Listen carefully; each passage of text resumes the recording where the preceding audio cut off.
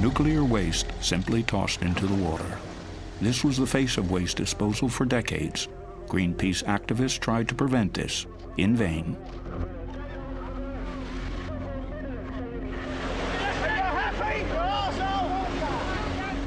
So what's the story behind all this dangerous radioactive waste in the sea? We have been conducting research for a year now in an attempt to find out what became of the barrels of nuclear waste. We also discovered pipes through which the nuclear waste is pumped into the sea. We visited fish markets, met experts. And so for that, we need to measure. As well as a lot of people who are scared about radiation. We asked politicians about the legacy of the nuclear industry, what's actually going on down there at the bottom of the sea. And because the answers turned out to be unsatisfactory, we went looking for the barrels of nuclear waste ourselves.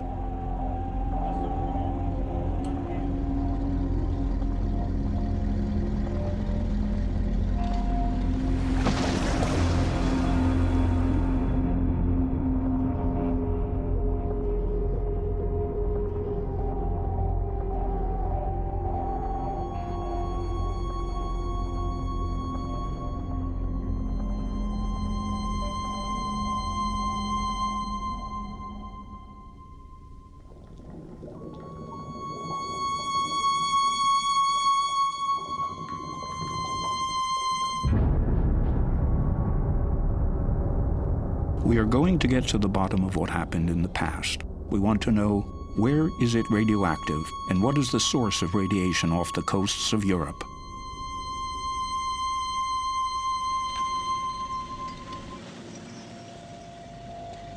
Anything radioactive was dumped in those steel barrels.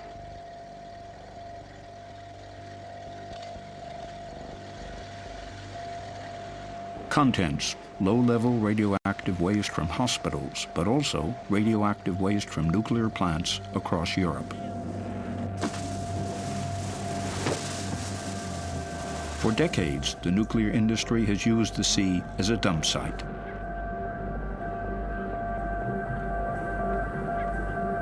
May 1967. In the port of Emden, Lower Saxony, nuclear waste from Germany, Britain, and France will be loaded onto the British cargo ship Topaz.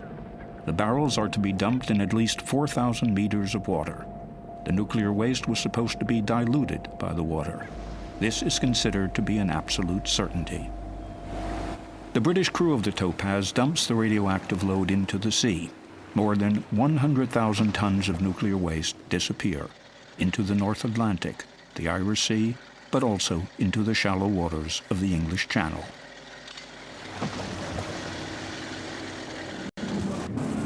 Then in the mid-1970s, Greenpeace stages various actions and raises awareness about these dumping activities. An outcry resounds across Europe.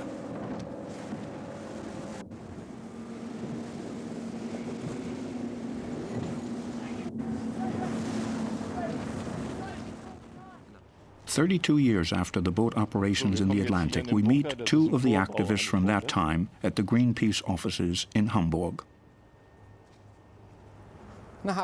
Harold Zindler and Roland Hipp haven't seen one another for a long time. Both fought with great conviction and commitment against the dumping.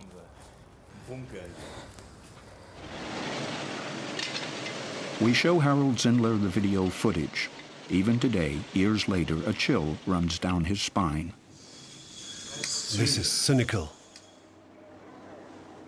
But the nuclear industry was unmoved by the Greenpeace actions.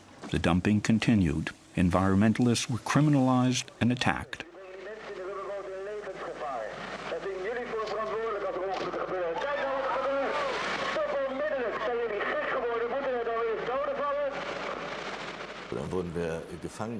Then we were taken captive on the ship and were locked up in the bow. The dumping continued and we could hear it, and what we had just witnessed actually happened. A dinghy was hit again, and at that point the action was called off. It was far too dangerous and people could have been injured or even killed.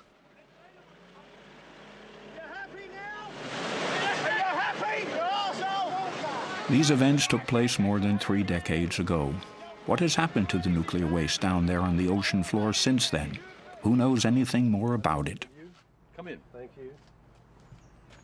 We meet with the nuclear physicist John Large in London. He was involved in the development of a British atomic bomb in the 1960s and knows a lot about the dumping, particularly by the military.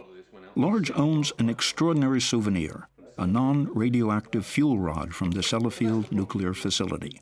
Fuel rods of this kind were sunk deep in the ground. Large tells us something surprising. The men on the ship were being exposed to radioactivity while they were on the ship. So the ship was making its way to its dump site. Those men were like ticking clocks. The longer they stayed near the waste, the better.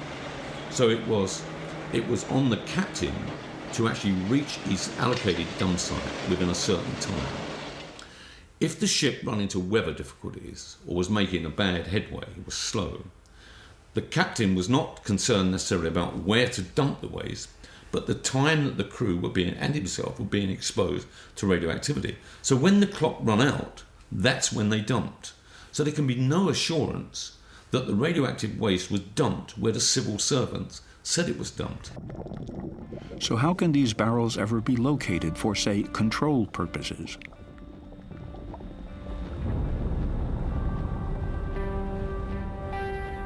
A look at official British dumping inventories raises even more doubt about the accuracy of the information. Entries relating to coordinates or ocean depths are often marked "not known." It gets worse.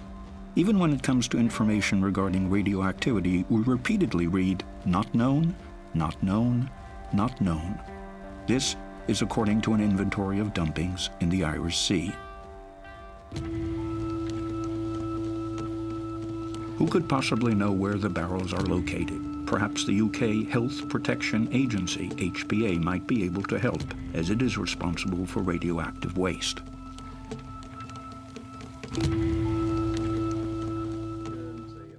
We meet Dr. John Cooper, departmental head of the Center for Radiation, Chemical, and Environmental Hazards.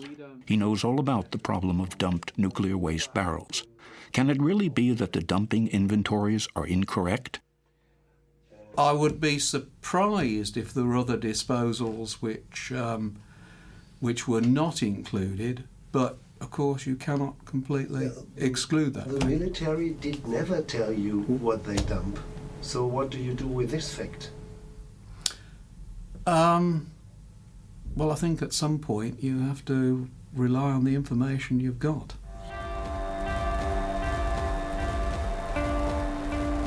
The UK nuclear reprocessing site Sellafield, formerly Windscale.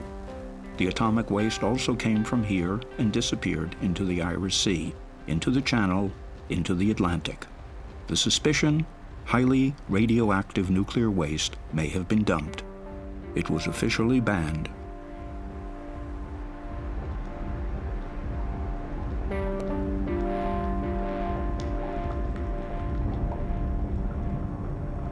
If you look at the inventories, the analysis of materials that have been recovered from the seabed that have only come from dumping, not atmospheric testing, from dumping, there's no doubt in my mind that high-level waste has been physically dumped at sea. That would mean that the inventories are incorrect in this particular. How could such errors occur?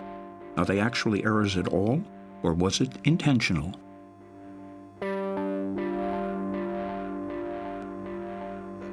Powers that are written in a future. Michael Meacher might know more about this. He was Minister of State for the Environment from 1997 to 2003 and an opponent of the dumping policy. Charging for workplace parking levies and other measures which local authorities will put into their local charge.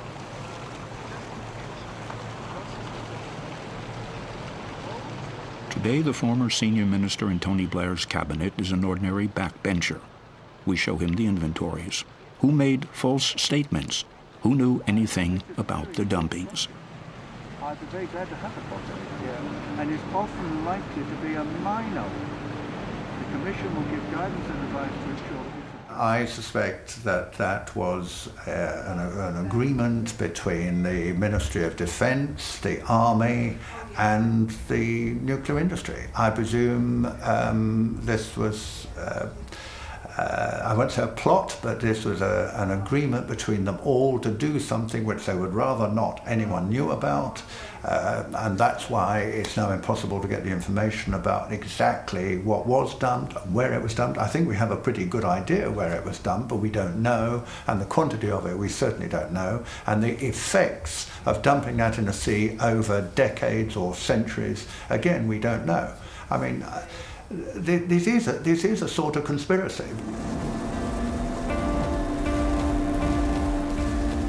Even Greenpeace didn't know at that time how bad it was, but the protests were successful.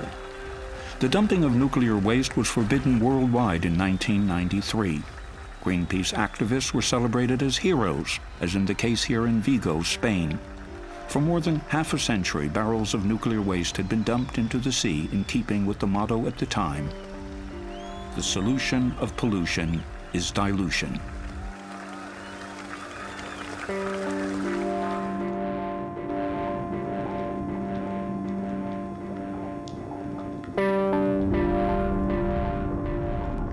The fundamental underlying problem was that they assumed that if you dilute the radioactivity with tons and tons of water, it's safe to discharge.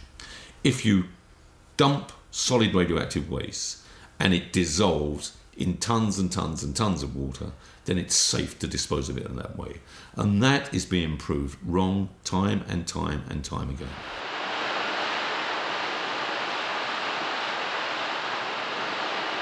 The first evidence that dangerous, highly toxic waste, which has accumulated over the years, simply doesn't disappear through dilution, was gathered by experts after an exploratory trip in the mid-1980s. Germany sent the research vessel Walter Herwig to the Atlantic dump sites. The disposal points were examined. In so doing, the scientists inadvertently salvaged 9 barrels. The researchers found plutonium in the water, in the seabed, and in the fish.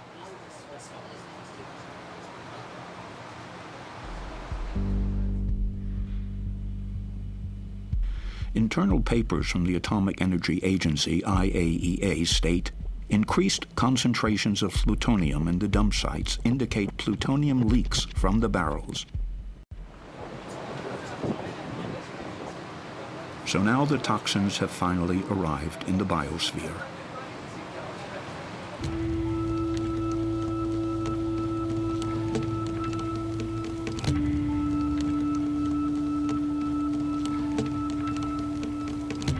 Monaco, seat of the IAEA's marine laboratories. Biologists here are researching the dangers of nuclear waste in the sea. This is the head of the laboratory, Dr. Hartmut Nies.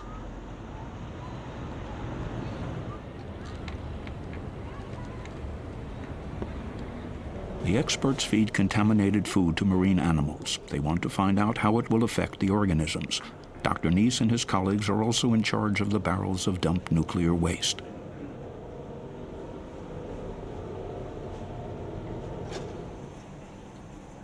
The key question is, what happened to the barrels? Are there still any undamaged barrels down there after all these years? Or are they all corroded? We examine the ocean floor constantly in any case, and we would certainly have noticed any barrels. So you would assume that the barrels in the English Channel would all have rusted open or have simply gone? I would assume so. And if you would now find undamaged barrels, wouldn't it be better to salvage them? If it's not going to cost me a lot to get them out, of course. Yes. There hasn't been a single new investigation into the dump sites for 12 years. Is Nies right? Are all the barrels corroded?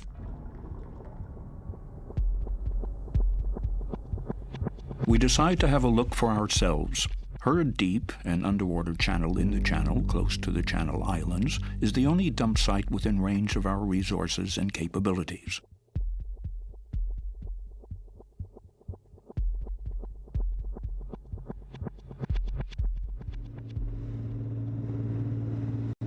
We have chartered a boat. Herd Deep is approximately 10 nautical miles northwest of the Channel Islands, Alderney. A small submarine is supposed to provide us with video images. The unit is almost impossible to maneuver because the English Channel is known for its strong currents. The Greenpeace activist Harold Zindler is on board.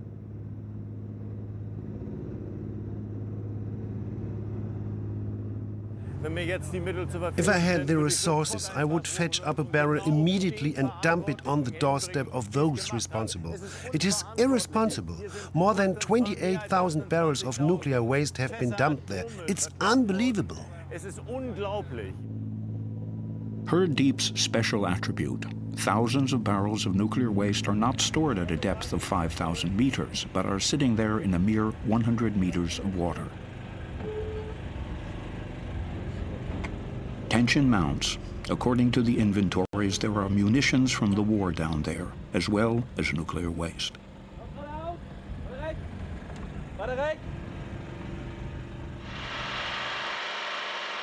What are we going to find?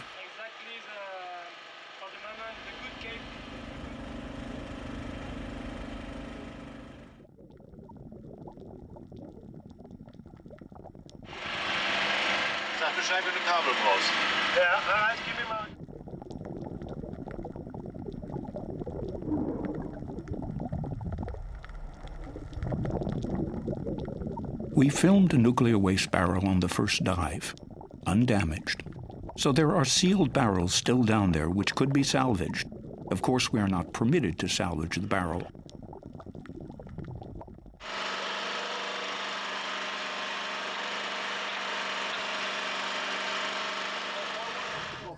On the second dive, we also discover this totally corroded barrel. Up on the boat, the find leaves Harold Zindler upset. What shocked me most here? We discovered barrels very close to land in 140 meters of water in a place where we can even see Alderney and are looking towards France, which is barely 30 minutes away.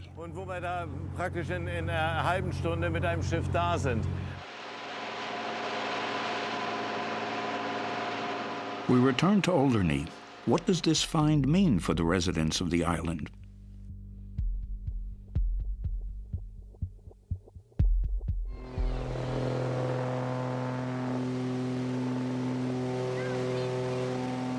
Professor Chris Busby approaching Alderney.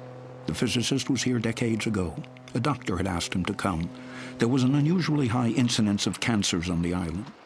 Busby has been actively campaigning against the dangers of nuclear radiation for years now. He is regarded as something of an enfant terrible, stubborn and awkward. Rather than to listen to his pointed opinions, he is the sort of person whom the authorities prefer to stigmatize.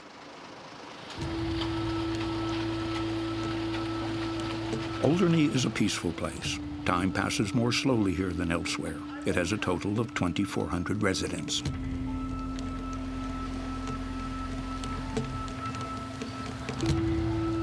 The island is also a refuge for well-to-do British pensioners. But the place may not be as idyllic as it at first seems.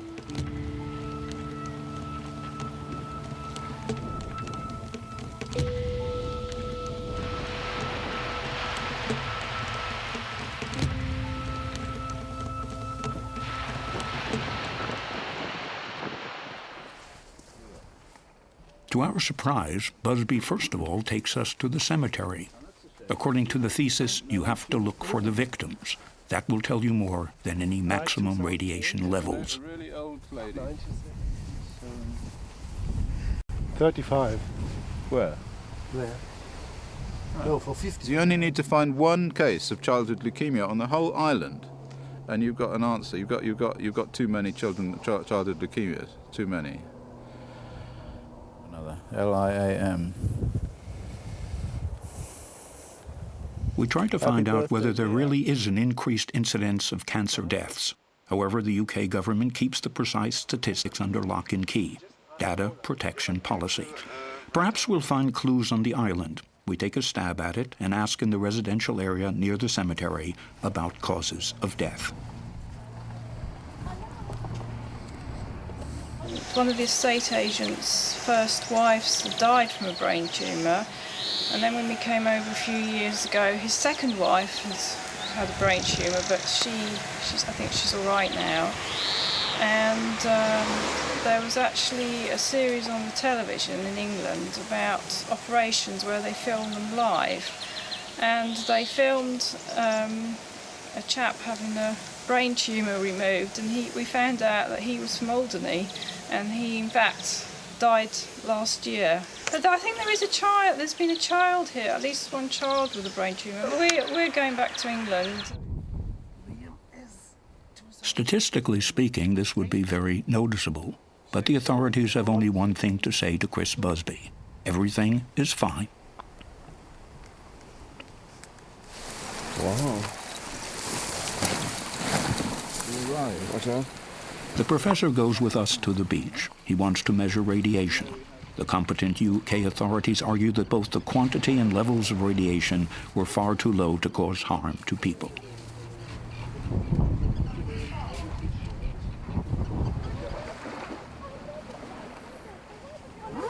What we have learned since the 1980s is that material that goes into the sea comes back to land. And it does this because the particles on the seabed, the very fine particles, attract the radioactivity, attract the plutonium and attract the cesium and all the other stuff. Professor Busby wants to go even further out. Dusk begins to fall and the tide starts to come in. Busby criticizes the authorities because they didn't do any of their own measurements, but simply guesstimated the levels of radioactivity out there in Herd Deep. I would expect to find cesium-137, ruthenium-106, a whole load of stuff. Plutonium. Plutonium? Yeah, for sure. So that might be quite poisonous here. Well, of course. Chris Busby's gamma spectrometer measures increased levels of radiation at this point. 204. But there was a hell of a lot of uranium from the Herd Deep. They dumped an enormous amount of enriched uranium in the Herd Deep. That was a very big amount of material there, so it's entirely possible that that also has ended up here. We also take readings with our Geiger counter. It is true, the level of radiation has increased. How dangerous is this for the people here on Alderney? Only requires one cell to be damaged to go on to form another cell and another cell and another cell and eventually form cancer. So every single dose, right down to a single radionuclide decay, has a finite probability of causing cancer. Is Busby on the right track, the outsider? And shouldn't the undamaged barrels be salvaged as a precaution? What does the director at the HPA, Dr. John Cooper, have to say?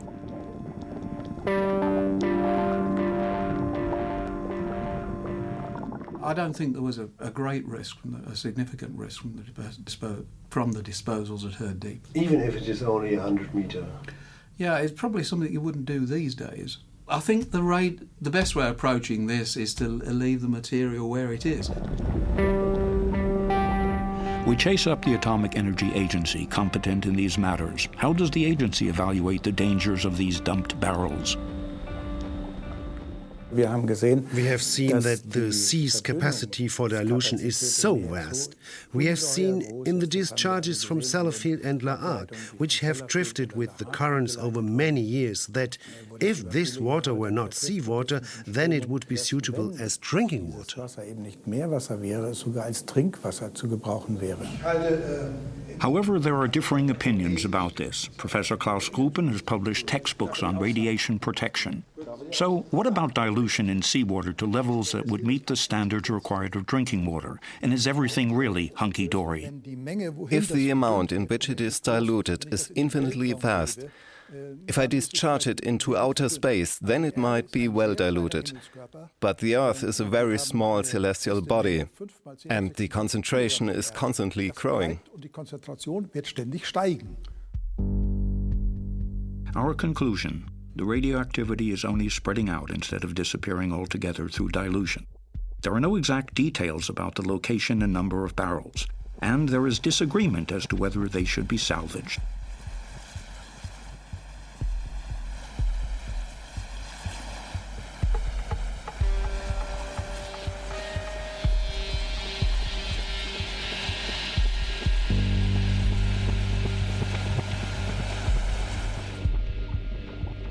The dumping of nuclear waste in the sea was banned worldwide in 1993, yet the nuclear industry has come up with other ways.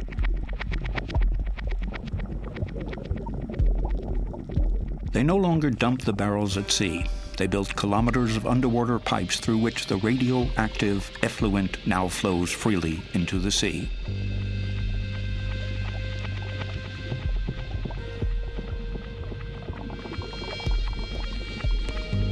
One of these pipes is situated in Normandy. It comes from the French reprocessing plant at La Hague.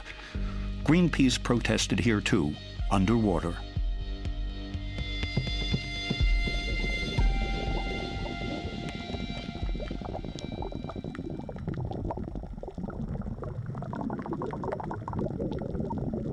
To environmentalists, the matter is clear-cut. This method of disposal through pipes destroys the environment, just like the dumping of barrels. The advantage for the nuclear industry, no more bad press because of the barrels. For the disposal via waste pipes remains hidden from the public eye, quite literally. La Hague is the waste processing plant servicing nuclear waste from all over Europe. Germany's casters rolling into Normandy. But the people here are no longer willing to accept the abuse of the sea as a nuclear dustbin. David Boyer is a physicist, founder, and chairman of an environmental group. He is visiting a local primary school today and telling the children about radioactivity, toxic plutonium, and nuclear waste.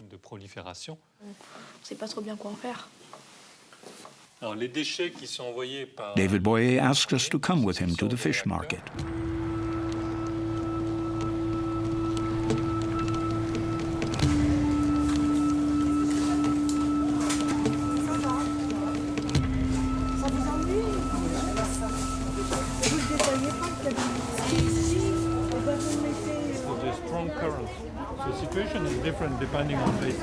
The physicists criticized the assessment criteria relating the health of marine organisms. According to him, Fukushima has changed things. We need to rethink. One can no longer say clean water equals clean fish equals healthy fish. Some of them contaminated and some of them not. It's more difficult with fish because they move around.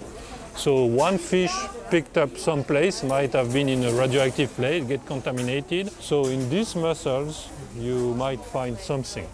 So what could be found in this mussel, for example? Some of the radioactive elements discharged by the reprocessing plant, like iodine, cobalt. So it's more like gambling, huh? Like you might be lucky or unlucky. The toxic waste from the reprocessing plant at La Hague is no longer a just local problem for the people of Normandy. According to Boyer, marine pollution is a European problem. If you balance the benefit against the detriment, this benefit is almost zero, except for the local economy. But as a global point of view, it's zero. And the detriment is evident, so of course it is a sin. Boyer travels with us to Ostend, Belgium, 400 kilometers from La Hague. He will show us how far the radioactive toxins have already spread, for their origin has been precisely measured. He meets up with a Belgian activist. He gathers seaweed. The environmental activists distrust the measurements made by the operators.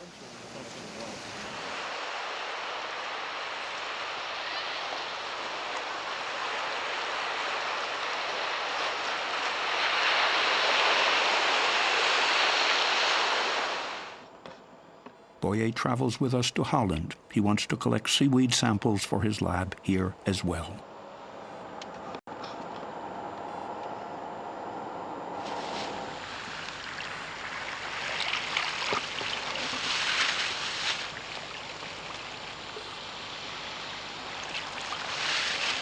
I have the iodine, the seaweeds from Germany there.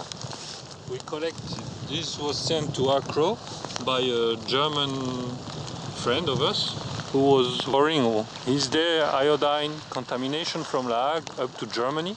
And the answer is yes. We find iodine in the seaweed up to Germany.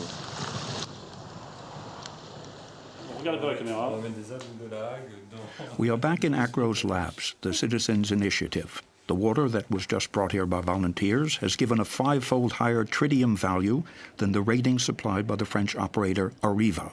It is now obvious why the citizens take their own measurements. Comment on fait pour zoomer? Oh, il a dézoomé. Ah, c'est ici. David Boyer has brought some marine animals from the market. Pierre Babet, a molecular biologist, tells us what happened to the animals.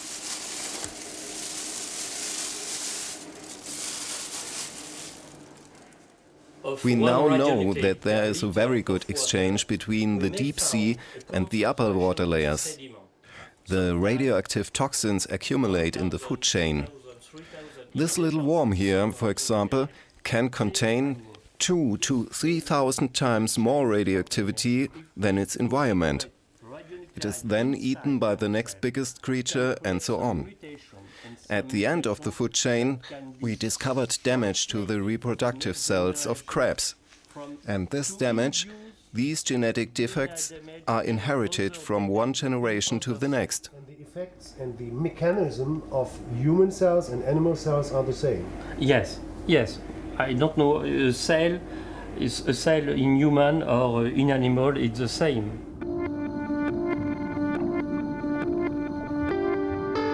Highly toxic plutonium is found in gray seals off the coasts of Europe.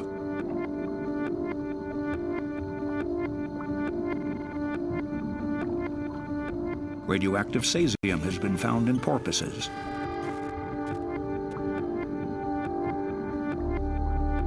The animal impact upon future generations is unknown, so marine biologists insist every animal must be protected from radioactivity.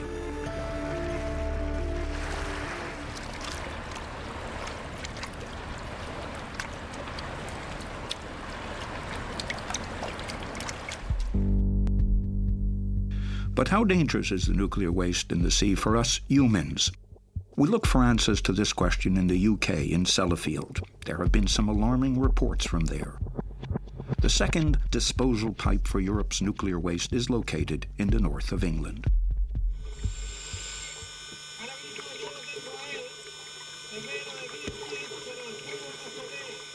As in France, it was Greenpeace environmental activists who drew attention to the pipe.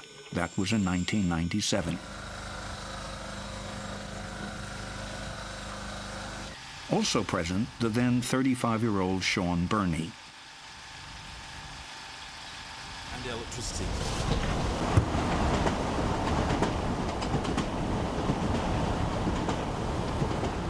For nearly 2 decades, Burney has been actively campaigning against the discharges. It is a struggle for numbers, limits, but also the prerogative of interpretation.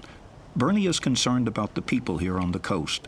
The government has had many of them examined.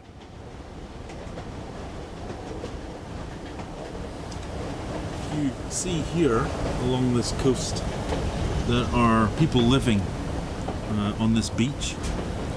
You can see these small houses. And they are what's considered one of the critical groups because they live right on the beach. They're exposed every day to the sea and therefore to radiation coming in from the sea. So their houses are full of plutonium dust. Their bodies will be more radioactive. They'll have plutonium in their teeth. The closer you are to Sellafield in the UK, the more plutonium you have in your teeth.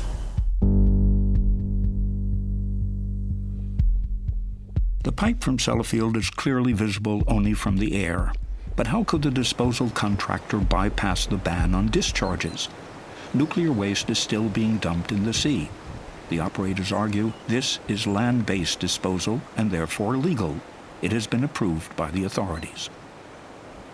Is there a scientific, logical reason why barrels are prohibited and discharges are allowed? I think it is more a philosophical question. This is not a philosophical question for him. Wolfgang Rinneberg was director for nuclear safety at the German Federal Ministry of the Environment and is an expert in the disposal of radioactive waste. No, there is no logical reason for it. Ultimately, there are only economic reasons. The question is, how expensive would it be to install appropriate filtration systems, for example, that would ensure that a discharge of this kind is close to zero?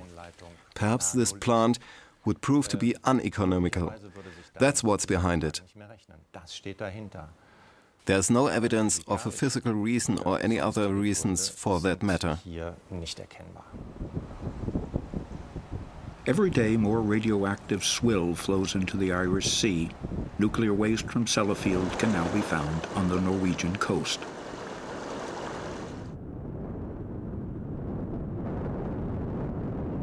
In the meantime, the local residents are given to believe all is under control here on the beaches around Sellafield. The staff at Sellafield make their presence felt. The operators and authorities both claim there is no risk. Checks and controls are being carried out all the time. And yet, plutonium can be found here on a daily basis. The toxic waste returns from the sea here as well. It leaches out, it dries, and is left lying on the beach. The people here have long since guessed that the dangers are greater than those responsible care to admit. We're not going to change the world. Little people don't do it. It's the big people that do that. So I've never heard any frightening tales. It could be kept quiet. It could be under the carpet. It might not be. But until I know, the sea's being polluted all over the world. The beach at Sellafield has won an award for being one of the cleanest in England. Every day, a groundhog or a small excavator removes plutonium from the beach. A scanner locates small radioactive particles at a depth of 30 centimeters. In recent decades, the operator at Sellafield has tossed more than 500 kilograms of plutonium into the sea.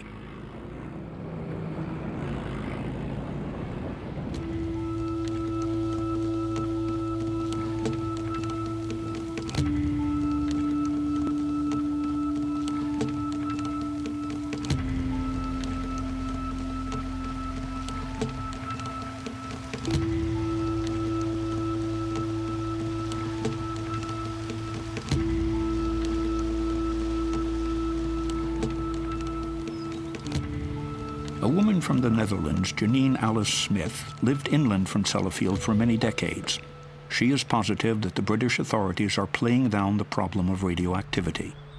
And she is also convinced that years ago, plutonium from Sellafield caused her young son's illness, leukemia. So the reason we used to go to the beach, and we used to spend lots of time on the beach. And like all babies, he picked up sand, he put it over his head, he put it in his mouth. At the age of 12, he got leukemia. And I then realized that he was not the only one. There were more children in the area. Donald, he did okay. He was diagnosed as a little child, but at the age of 19, he was afraid that it would come back. And Gemma, she died at the age of 7. She had to have a bone marrow transplant, but she died of infection. Windscale, the biggest commercial nuclear reprocessing works in the world. As early as the 1980s, regional television had already reported of the increased incidence of leukemia in children. For journalists, it was obvious that the operator and even the health authorities were in denial about the true extent of the danger. As many as 3 pupils at the same primary school in Seascale developed leukemia. Despite Yorkshire Television's intense coverage of the issue, the discharges continued.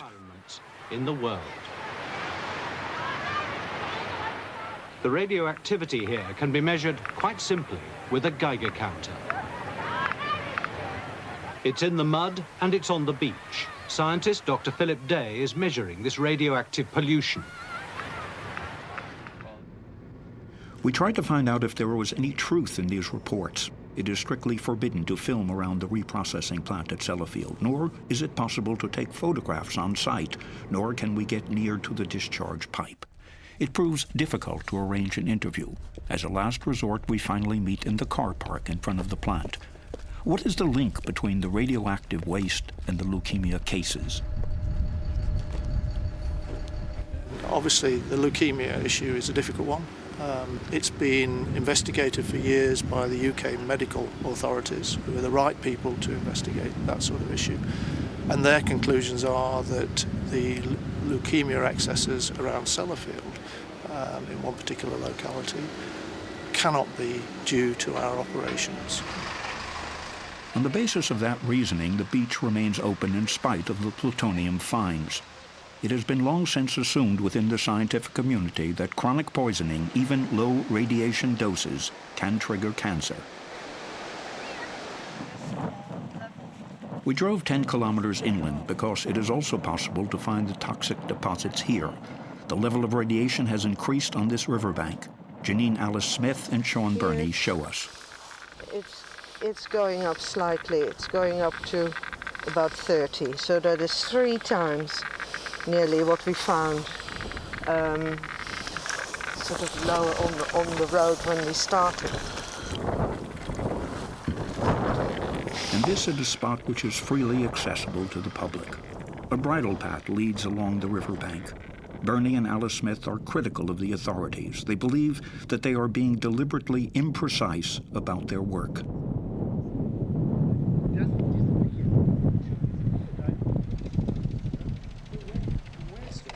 So when the authorities take a sample and they measure, they might take one sample here. What I used to say to journalists, they just want to know what happens from year to year.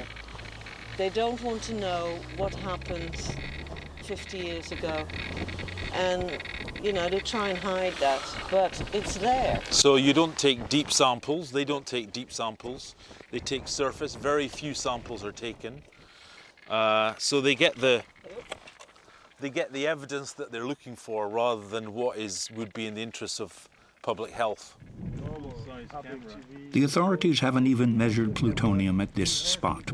We take a soil sample and will have it evaluated back in Germany at the University of Mainz. The result turns out to be alarming. The amount of plutonium is up to 10 times higher than the permissible limit. Okay, that's the first sample. The other sample will come from far more.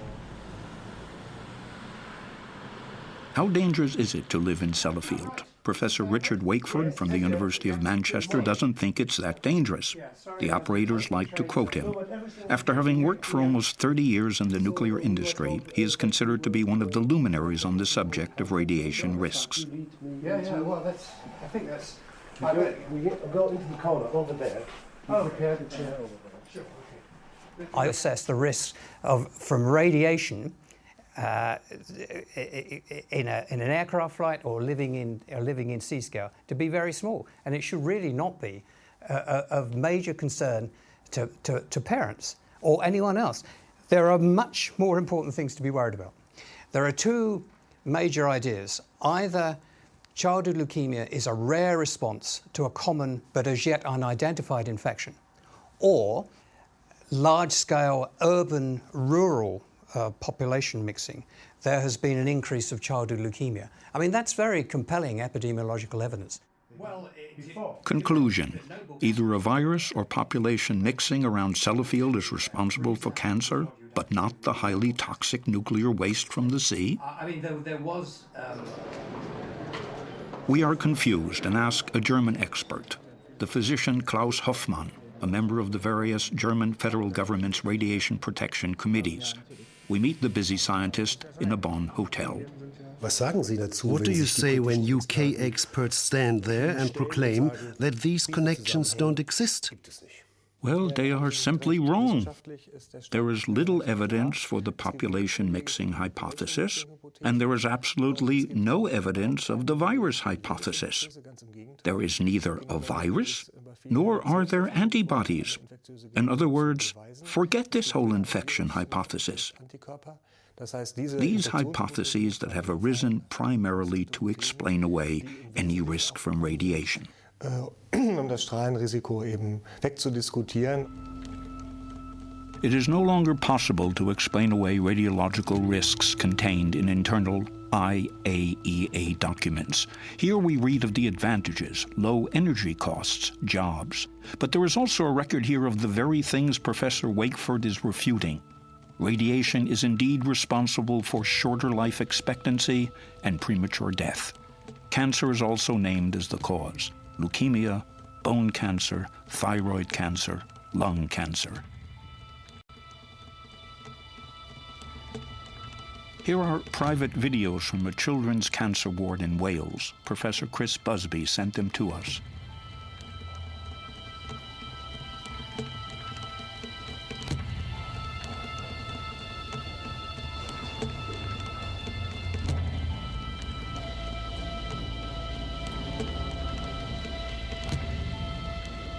In recent decades, doctors have been registering a steady increase in childhood leukemia here.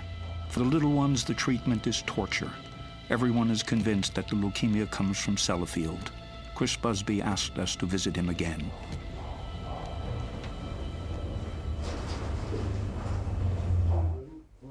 Together with his colleague Richard Bramhall, Busby tells us an incredible story. The cancer statistics around Sellafield are 10 times higher than in the rest of the country. About 20 now, if they're alive. Or else you have to find somebody. They will do anything to cover up the truth. We were leaked that data, the database from the Wales Cancer Registry. Someone had a bad conscience. Eventually the Wales Cancer Registry people said, oh, well, we'll give you the data, but not down to the small areas, but down to like the county district areas, which is much bigger. But when the data came, and I put it on the computer, I found that it was the small area data. It wasn't the big. So whoever had done it, either by mistake or because they wanted to leak it, had given us the small area data. After the Cancer Registry had given us the data, they were sacked. That was it. I put a letter into the British... people were sacked? Yeah, all of them, yeah. Well, they closed the unit down. We don't know what happened. So this woman, Mary Cotter, who said, we will give you what you want, she was sacked. Recently, the House of Lords refused to publish current pediatric cancer numbers, data protection policy. And the nuclear industry, it strikes a balance between cancer rates and costs. The effort required to protect people from radiation exposure should also take stock of the cost implications. We want to find out from the UK health authorities, can it really be true? To reduce the doses any further might cost disproportionate amount of money that could be actually spent elsewhere. So that's the sort of balancing you have to do.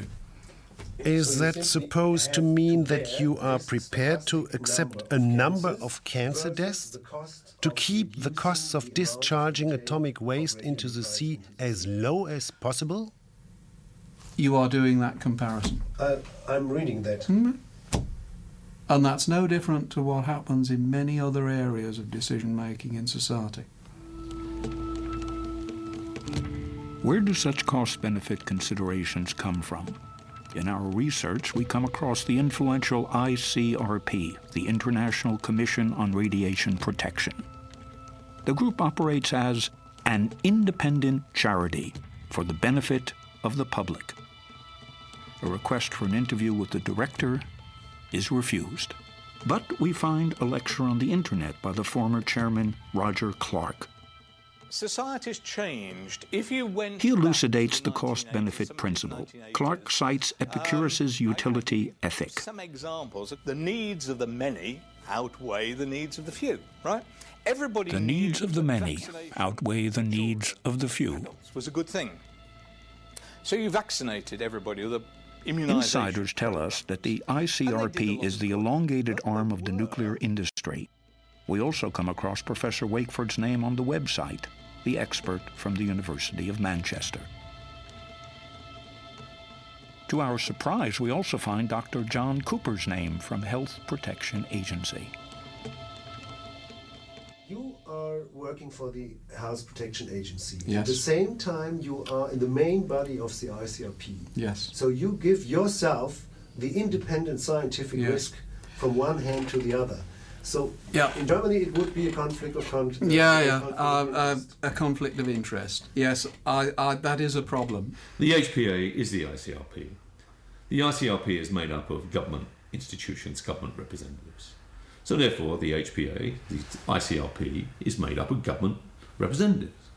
It's not the ICRP is not some great independent body.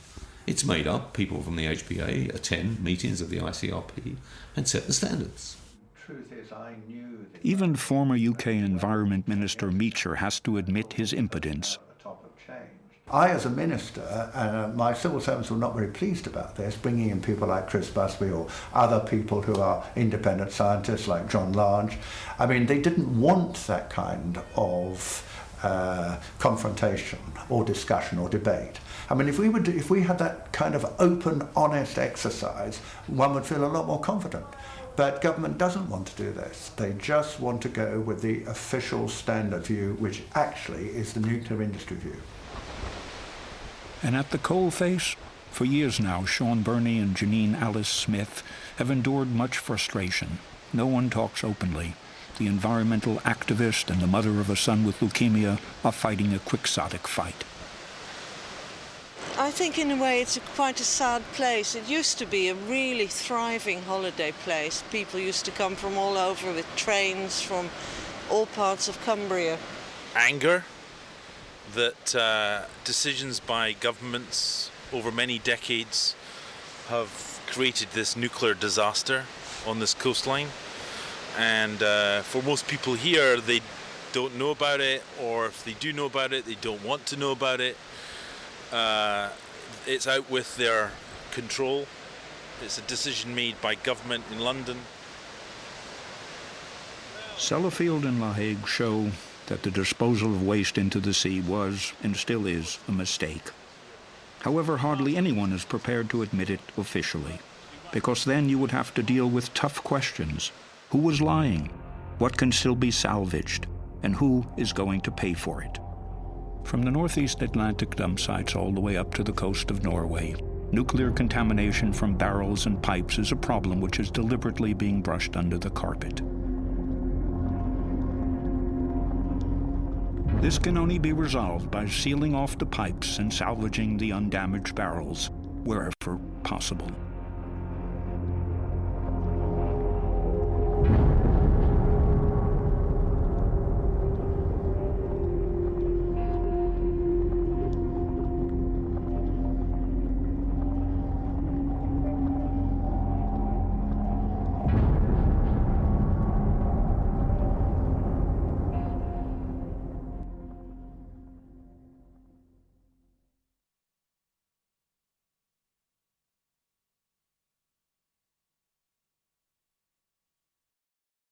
We need to get subscribed and get this unity stronger and beat YouTube at their own game. Okay, that's what this is about. Like I say, go to the remix button, hit the remix button. That way you'll have this video and keep up with this. Otherwise, YouTube's just going to control us, guys, and it's really